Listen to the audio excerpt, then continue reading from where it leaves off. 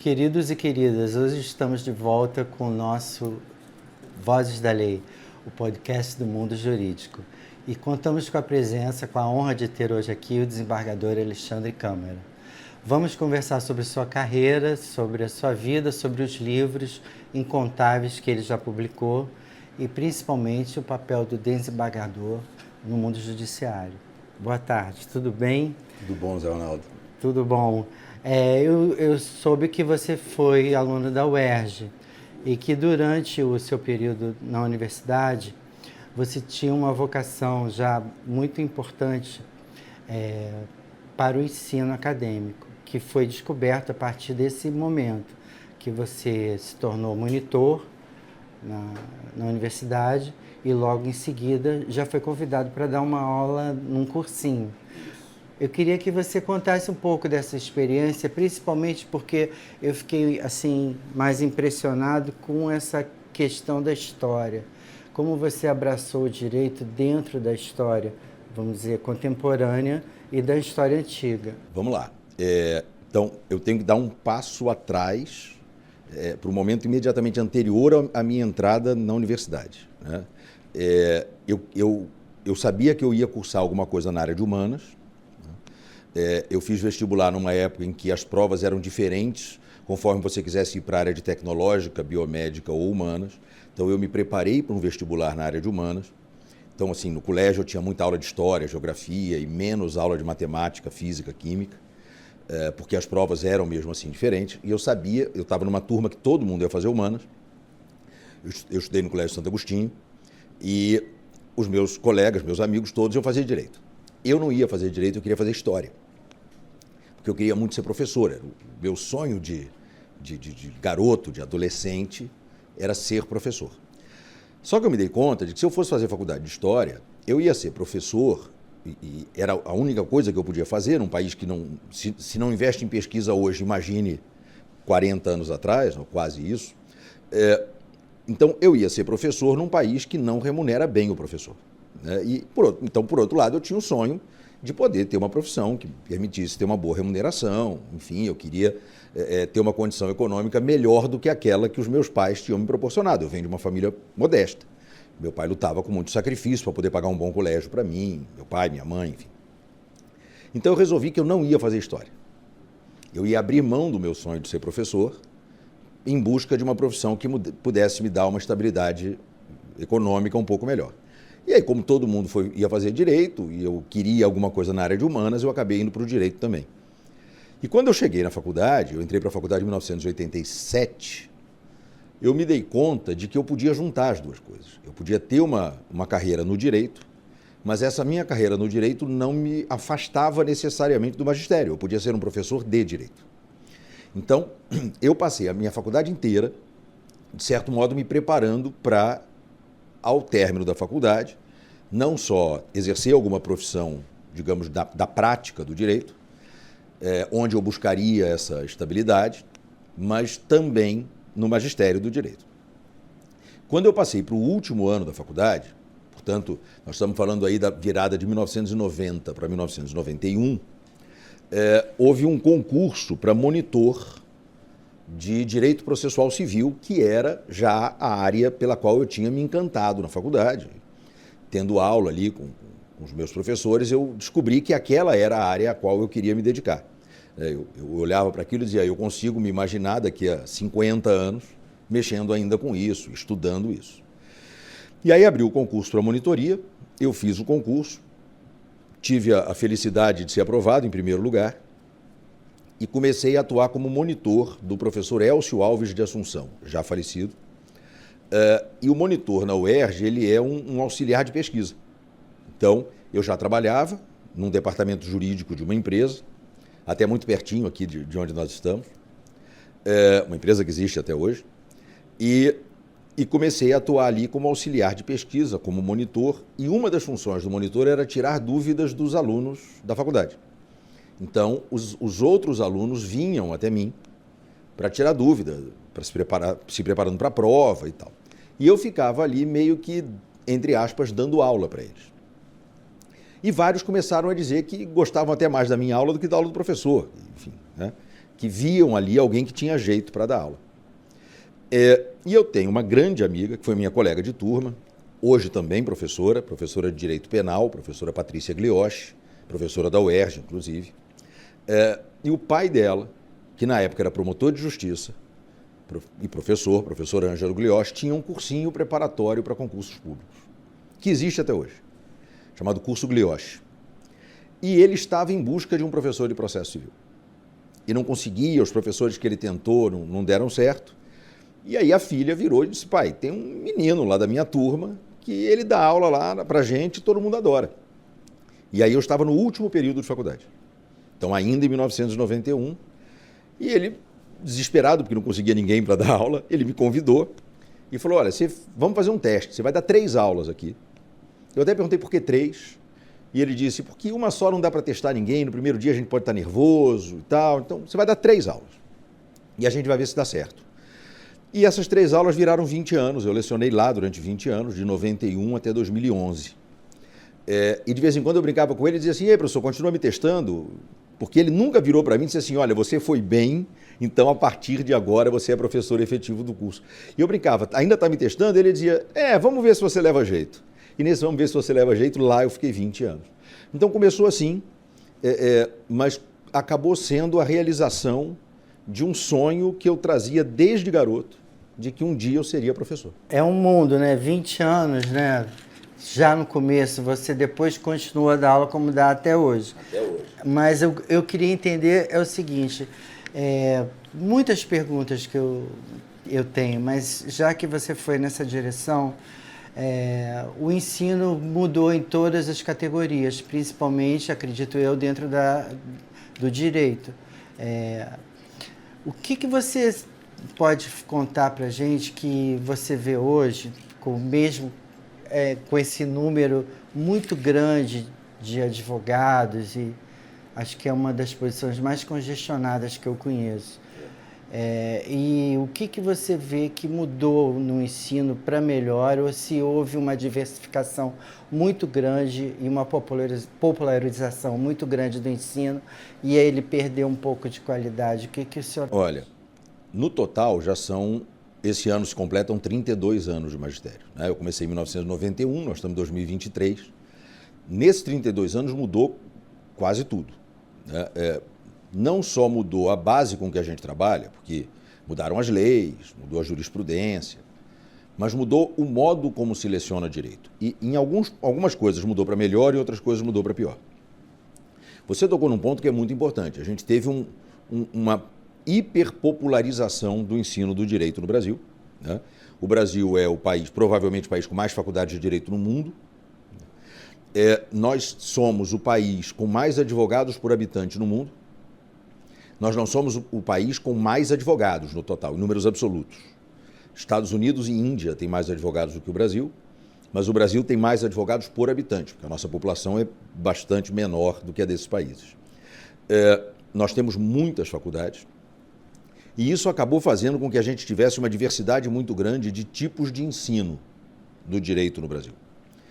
Quando a gente olha exclusivamente para os cursos de graduação, não vou nem pensar em outros cursos, como pós-graduação ou cursos preparatórios para concursos, pensando na graduação.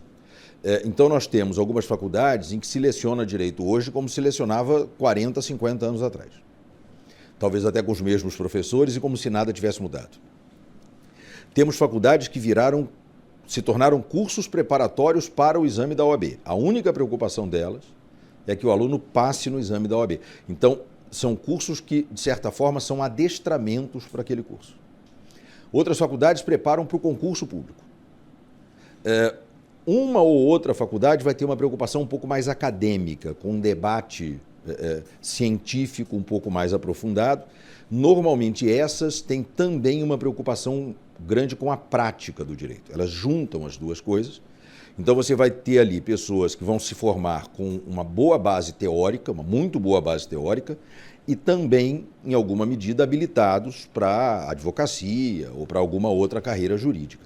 Mas essas são, digamos, ilhas de excelência. Então, o modo como se ensina o direito depende muito do projeto de cada curso. São projetos, enfim, muito diferentes. Agora, Muita coisa mudou para melhor, né?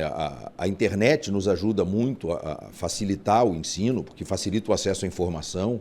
Então, hoje eu posso separar um material bibliográfico, colocar à disposição do meu aluno, né, pela internet. Ele tem acesso a artigos, ele tem acesso a textos do mundo inteiro, né? E antigamente a gente tinha que garimpar na biblioteca. E sempre ouvi falar que o ensino do direito, de alguma maneira, era um ensino caro, porque você comprava muitos livros, né? Você tinha que estar sempre muito atualizado e o ensino avançava com esses inúmeros livros que ficava uma faculdade cara. Ouvindo o senhor no YouTube, eu prestei atenção numa coisa são duas coisas que me chamaram muita atenção. Primeiro, como o ensino brasileiro foi baseado em outras escolas. A escola italiana, a escola alemã, a escola portuguesa, principalmente as escolas europeias.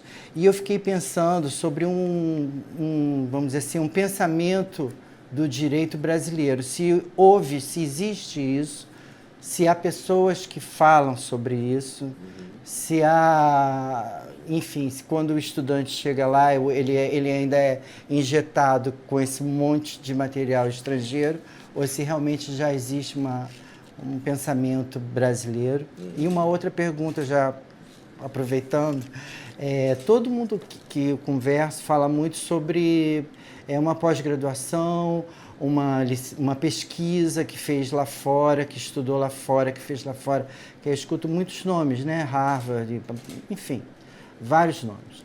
E eu fico pensando que nem todos têm essas possibilidades, né? Você consegue fazer uma boa carreira só se baseando dentro do ensino brasileiro?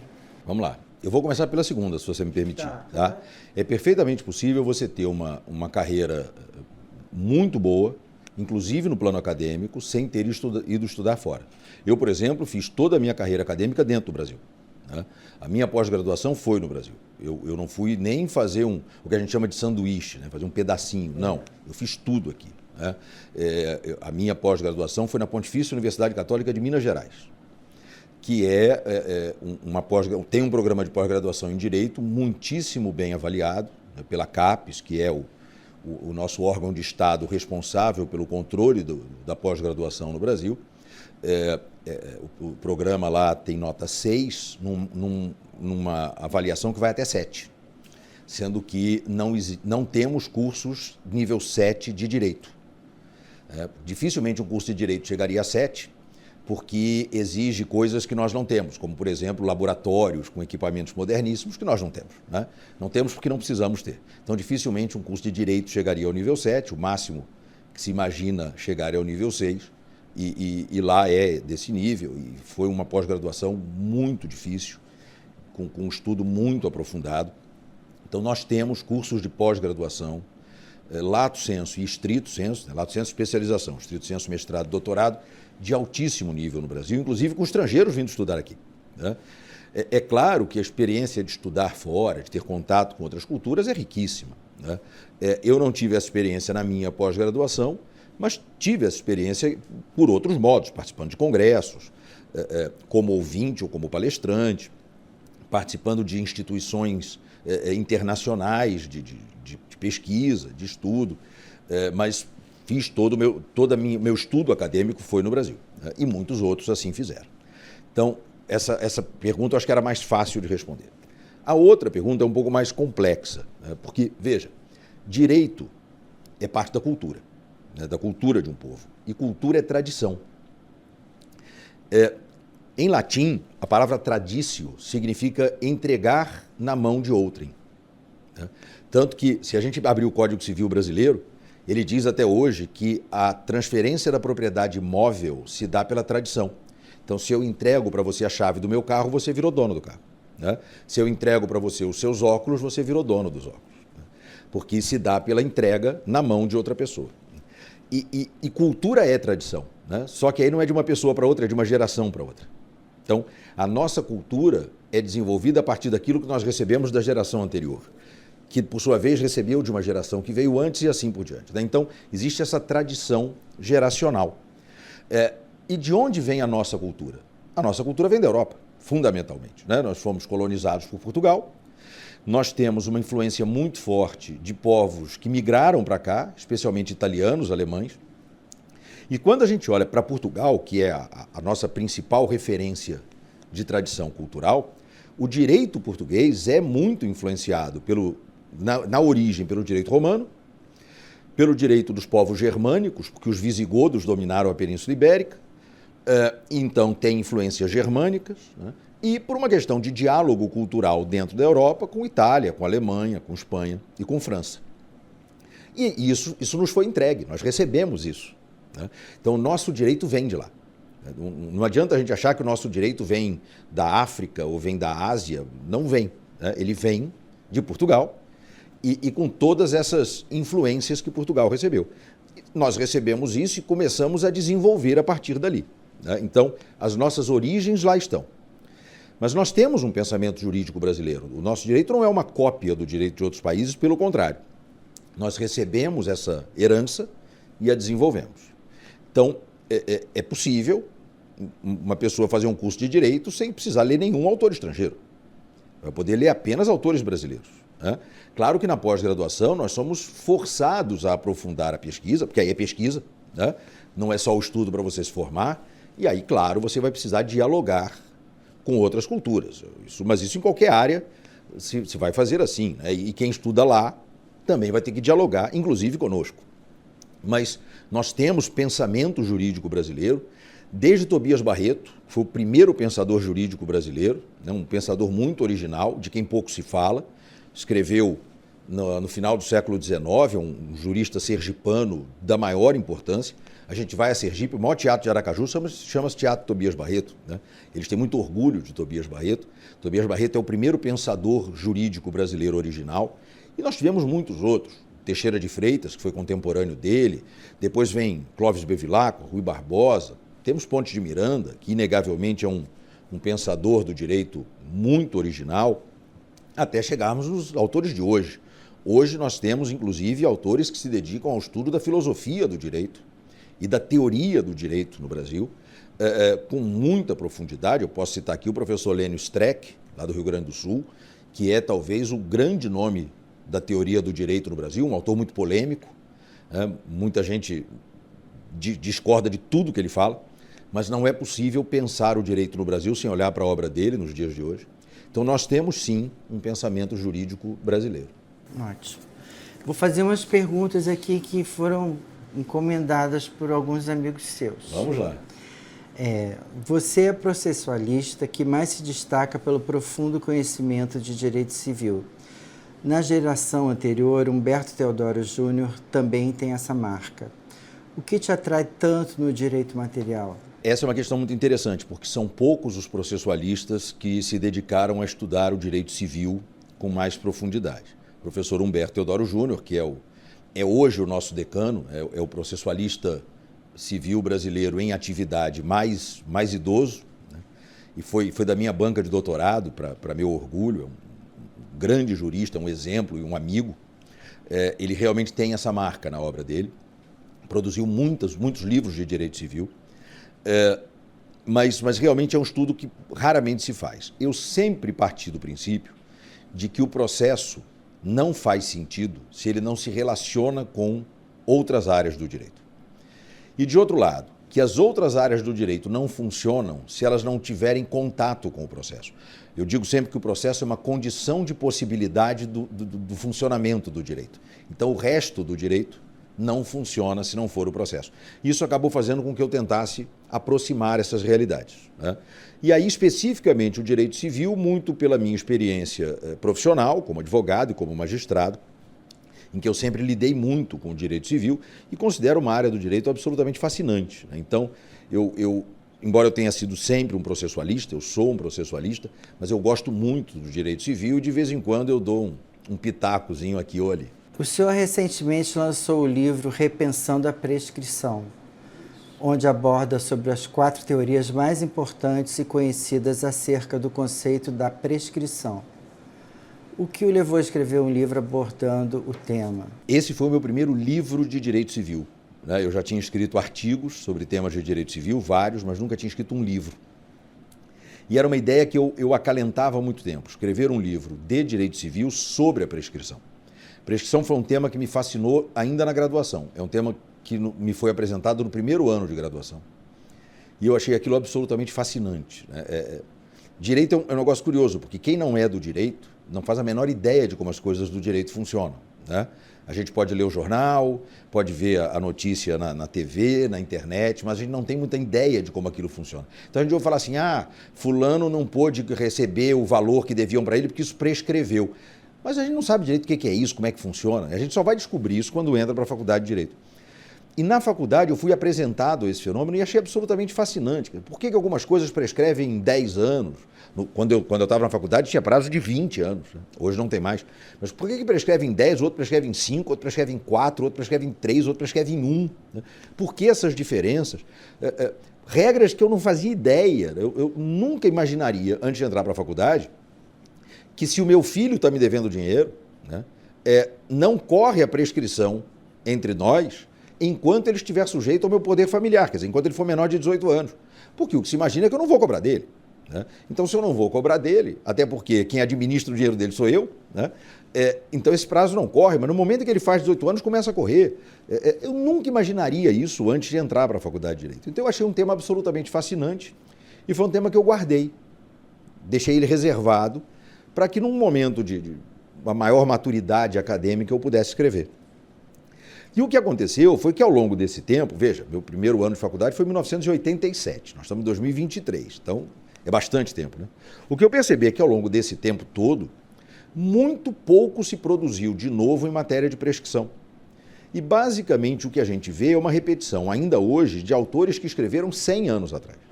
Né? Como Câmara Leal, que apesar do sobrenome Câmara, não tem nenhum parentesco comigo, e que é o autor da obra mais clássica que nós temos no Brasil, um livro chamado Da Prescrição e da Decadência, e que escreveu nos anos 1920. E a gente abre os livros, lê as decisões, e está todo mundo repetindo o que o Câmara Leal escreveu, como se nada houvesse para se pensar de novo a respeito daqueles assuntos. E até por isso o título do livro, eu resolvi repensar a prescrição. Um dos principais pilares do Código de Processo Civil é a solução consensual de conflitos, com ênfase na conciliação e mediação. A ideia seria diminuir o número de casos efetivamente judicializados. Esse plano tem dado certo? Ainda não. Veja, aí de novo é um problema de cultura. Primeiro, nós temos uma cultura do litígio, né, que é uma cultura da sociedade mesmo. As pessoas, o brasileiro é litigioso, ele gosta do litígio. Né?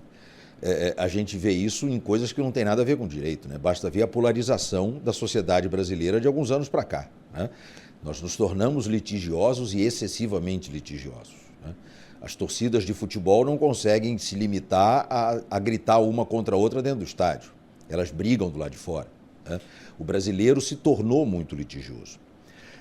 Junte-se a isso o fato de que os nossos advogados não são treinados para o consenso. Eles são treinados para o litígio.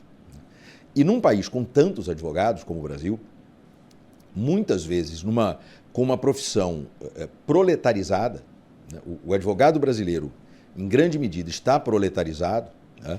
Ele precisa do litígio, porque é no litígio que ele vai receber os seus honorários de sucumbência, ele vai ficar com um percentual daquilo que o cliente receber. Então, para o advogado, muitas vezes o acordo parece um mau negócio. Então, todos esses elementos culturais fazem com que a gente ainda não tenha conseguido esse resultado. Mas cultura não se muda da noite para o dia. Né? Então, a gente está aí num movimento que já começou há muitos anos, de tentar construir uma cultura do consenso. E alguns bons passos já foram dados, isso é inegável. Como sabemos, o direito processual civil é responsável por dar forma às relações privadas. Em um mundo digital como esse que a gente vive, como o judiciário brasileiro pensa o direito do futuro? Estamos preparados para dirimir conflitos em curto espaço de tempo ou nossas demandas vão continuar a levar anos e anos percorrendo vários tribunais? As pessoas podem acabar desistindo um pouco da justiça? Olha, o nosso judiciário é, em alguma medida, lento, moroso, mas a gente não devia ter complexo de vira-lata. Nós não somos mais morosos do que os outros. Nós certamente somos mais céleres do que vários outros sistemas. e talvez não tão céleres quanto outros. A gente está ali no meio do caminho, em termos de duração do processo, e já melhorou muito. Eu posso te dizer que os processos demoravam muito mais 20, 30 anos atrás do que demoram hoje.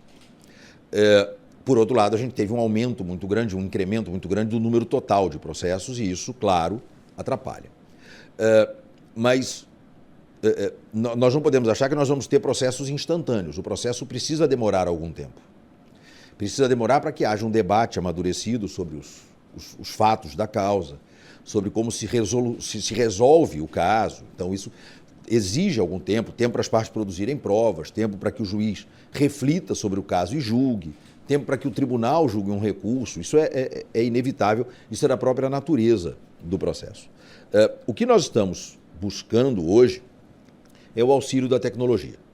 Então, hoje nós já temos um sistema judiciário que é quase 100% digital. Quando a gente compara com outros ordenamentos, nós estamos muito avançados. Basta citar um dado que me parece que é muito relevante. Quando, em março de 2020, se proclamou a pandemia mundial da Covid-19 e se determinou que todo mundo ficasse em casa, em isolamento, o primeiro judiciário do mundo que voltou a funcionar foi o brasileiro. E por que nós pudemos voltar a funcionar 15, 20 dias depois daquele primeiro momento assustador? Porque nós já tínhamos tecnologia para isso. Então, eu conseguia da minha casa acessar os processos, examinar as petições e proferir minhas decisões. Nós fizemos sessões de julgamento por videoconferência. Houve países da Europa que só conseguiram fazer o judiciário voltar a funcionar em meados de 2021. Há países muito avançados, como a Alemanha, em que não há quase nada de digitalização processual. Quase nada. Então, nós estamos muito avançados nisso. Nós temos usado a tecnologia, já estamos começando a usar até inteligência artificial. Então, nós estamos sim nos preparando. E, claro, nos preparando também para julgar novos tipos de conflito. Nós fazemos isso o tempo todo. Nós julgamos casos envolvendo, por exemplo, o uso de redes sociais. Nós julgamos casos envolvendo as fake news. Nós julgamos casos envolvendo a criação de perfis falsos. Então, nós hoje temos um judiciário que consegue dialogar bem com os conflitos da contemporaneidade, e com uma tecnologia que nos permite avançar cada vez mais, e a tendência, eu diria, é que isso fique cada vez melhor. Você sente que no Tribunal de Justiça do Estado há uma evolução dentro desses 15 anos, principalmente nessa questão da mais democracia, existe mais mulheres colocadas lá, existe uma discussão mais aberta sobre a desjudicialização? O senhor sente que existe um envolvimento maior com os mais pobres, deles chegarem mais próximos à justiça com mais rapidez? Você sente essa mudança?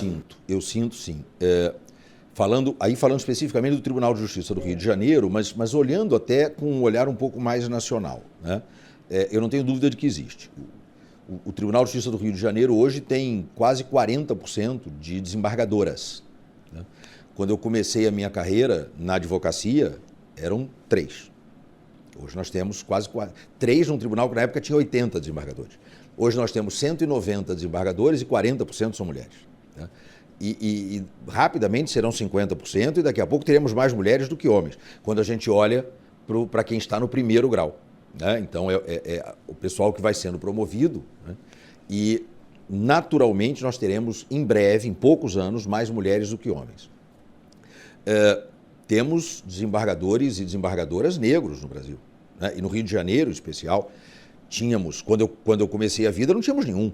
Quando eu comecei a minha vida profissional, depois tivemos o desembargador Gilberto Fernandes, saudoso desembargador Gilberto Fernandes, mas hoje já temos alguns, ainda não temos tantos quantos seria o ideal para a gente ter uma representatividade do que é a população brasileira, mas porque chegar a desembargador demanda muito tempo, lamentavelmente, as pessoas pretas tiveram muita dificuldade de acesso ao curso superior e às carreiras jurídicas, enfim, mas hoje temos o desembargador Paulo Rangel, temos o desembargador Wilson Nascimento Reis, tivemos a desembargadora Ivone Caetano, que se aposentou, entre muitos outros que eu poderia lembrar aqui. Temos o ministro Benedito Gonçalves, no Superior Tribunal de Justiça. Né?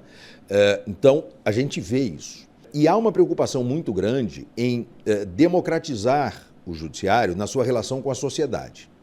Então, eu vou te citar alguns exemplos. Nós temos programas de justiça itinerante, aqui no Rio de Janeiro, comandado pela desembargadora Cristina Gaulia, em que vai um ônibus até as comunidades, porque são pessoas que teriam muita dificuldade de chegar até o judiciário. Pode parecer estranho para quem nos ouve, mas as pessoas não têm o dinheiro da passagem de ônibus para vir até o judiciário, né? Então, vai um ônibus, nesse ônibus vai juiz, vai promotor, vai defensor público, vai escrevente, vai oficial de justiça, e a gente vai para lá para resolver problemas dessas pessoas na comunidade. Tudo 100% gratuito, evidentemente, porque essas pessoas não teriam condições de pagar. O Tribunal de Justiça do Rio de Janeiro tem uma comissão de gênero muito preocupada e especificamente voltada para tratar das relações de gênero e da vulnerabilidade da mulher nos casos que são levados ao Poder Judiciário. O problema da violência doméstica e familiar contra a mulher é um problema da maior gravidade no Brasil e que precisa continuar a ser enfrentado com muita seriedade. E o senhor atuou também na Lei Maria da Penha. Eu fui um dos autores do texto final da lei. E isso é algo que eu carrego com muito orgulho. Criou o juizado, né? Isso, a ideia de criar os juizados foi, com a formatação que ele tem, foi originariamente minha. Então, nós temos sim essa preocupação de aproximar o judiciário da sociedade e de entender as demandas da sociedade. O juiz não pode ser alguém encastelado numa torre distante da sociedade. Nós precisamos entender como é a sociedade. Isso não significa julgar para agradar a sociedade. Muitas vezes o juiz tem que proferir decisões que desagradam, né? Mas desagradam as maiorias. Quando, por exemplo, o Supremo Tribunal Federal reconheceu a união estável entre pessoas do mesmo gênero, desagradou muita gente, né? Desagradou um público, uma parcela da sociedade que é muito conservadora, que não consegue aceitar isso. Muitos não aceitam isso até hoje, mas o judiciário precisa proferir decisões que muitas vezes desagradam a maioria, como forma de defender direitos fundamentais, né? O judiciário não está aí para agradar a maioria, mas o judiciário precisa entender qual é a sociedade a que ele serve. Então, é muito importante esse tipo de contato e o judiciário brasileiro cada vez mais se aproxima da população. E você acha importante esse contato também através das mídias, assim, de falarem, explicarem sobre o trabalho deles, principalmente quem está lá no TJ e por serem desembargadores, e mostrarem o quanto eles estão preocupados, principalmente com a nosso Estado. Enfim, acho que isso... Claro, é muito importante. Nós temos isso no Brasil, né? É claro que cada sociedade vai lidar com isso de uma forma, né? No Brasil nós temos isso, começou com a TV Justiça, né? Que foi uma forma que o Supremo Tribunal Federal encontrou de se comunicar com a população. Nós estamos falando aí de comunicação social, né? E isso se espalhou. Então, hoje é muito mais fácil, né? Hoje os tribunais têm seus canais no YouTube, os tribunais têm mecanismos de comunicação social pela internet, os sites dos tribunais são muito visitados, os tribunais têm centros culturais, têm museus, né? Então, são formas que a gente encontra de apresentar para a nossa sociedade o trabalho que a gente desenvolve. Os serviços extrajudiciais têm sido um importante aliado no movimento da desjudicialização. Dessa forma, como o senhor avalia o trabalho realizado pelos cartórios? Olha, eu quero começar dizendo que eu sou um entusiasta da desjudicialização, né? E a defendo há muito tempo. Há mais de 20 anos que eu tenho escritos defendendo a necessidade de nós buscarmos meios de resolução de problemas fora do Poder Judiciário. Eu sempre disse, escrevi isso a primeira vez em 1996, que o judiciário pode ter o monopólio da jurisdição, mas não tem o monopólio da justiça, né? A sociedade encontra meios muito inteligentes de resolver seus problemas. E o judiciário devia ser visto como um plano B. Se a gente não consegue resolver o problema pacificamente, consensualmente e civilizadamente, aí vamos para o judiciário, porque é lá que resolve a briga, né? Então, eu sempre fui um entusiasta da desjudicialização. E grande parte da desjudicialização no Brasil passou pelos serviços cartorários. de novo, tradição, né? Nós temos uma cultura dos cartórios que a gente não vê em outros países, né? Vê em alguns, não vê em todos. Se você vai aos Estados Unidos, não tem um ofício de notas no meio da rua, né? Não tem. Eles têm a figura do notário, mas não tem o cartório, né? Mas é uma questão cultural. Nós herdamos isso de novo dos portugueses, né?